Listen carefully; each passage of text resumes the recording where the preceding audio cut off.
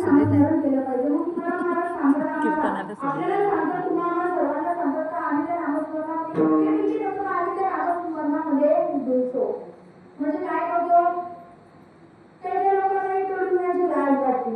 आता हे छोटे छोटे मुलं टाळ घेऊन उभे आहे ना, खरंच त्यांच्या आई वडिलांची फार पुण्य झाला का तुमच्या मुलं इथे दुकानामध्ये टाळ घेऊन उभे. आणि नक्कीच तुम्हाला सांगेल आदिशक्ती मुक्ताबाईच्या कृपेने भविष्यामध्ये नक्कीच मोठे तुम्हाला बाहेरून सुद्धा टाळ सुद्धा मागवण्याची कधी गरज पडणार नाही अशी मुलं होते. त्या मुलासाठी खरंच एकदा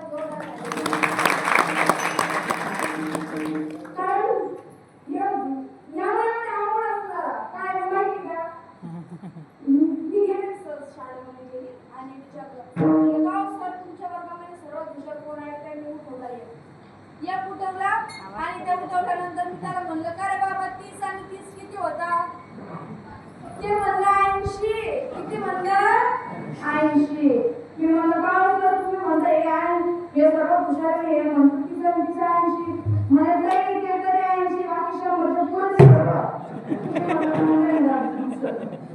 हा हे मुळे तर टाळ घेऊन राहिले खरं सांगा आई वडिलांची पुण्य आहे. आणि त्या मुलांनी सुद्धा मागच्या जन्मामध्ये काय केलं असं म्हणून त्या हरीच्या नामाला लागलेले आहेत. कारण बाकीचे या वयामध्ये टाळ घेऊन लाज वाटते लोकांना बरं का ते कोणी असो. आणि आपल्याला तरुण मुलं आज दुसऱ्यामध्ये काय कुठंच नाही पण मग काळाची गरज आहे. हे भगवानाचं नामस्मरण करणं हे काळाची गरज आहे. आणि इथं टाळ घेऊन करायला लाज वाटते ना मग काय तिथं तिच्या समोर वाचायला लाज वाटत नाही. इथे तुझं टाळ घेऊन करायला लाज वाटते. सांगू शकतो फार सुंदर सांगतात त्याला नाही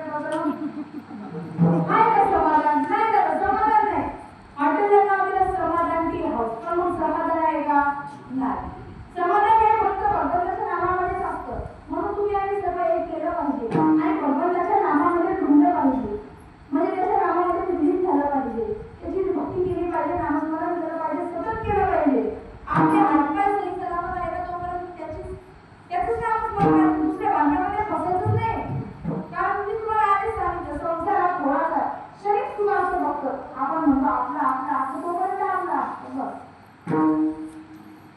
तर मग असं म्हणू नका बरं का, संसार संसार संसार म्हणजे हा सोडून द्यायचा. तुम्ही जे सोडणार नाही तर मग सोडायचं नाही सांगते. कारण संतांनी सुद्धा संसार केला, पण मग तुमच्या आम्ही असं केलं का नाही, त्याच्यात फसून नाही राहिले. संसार केला ना, कसं केला? संसारी झाले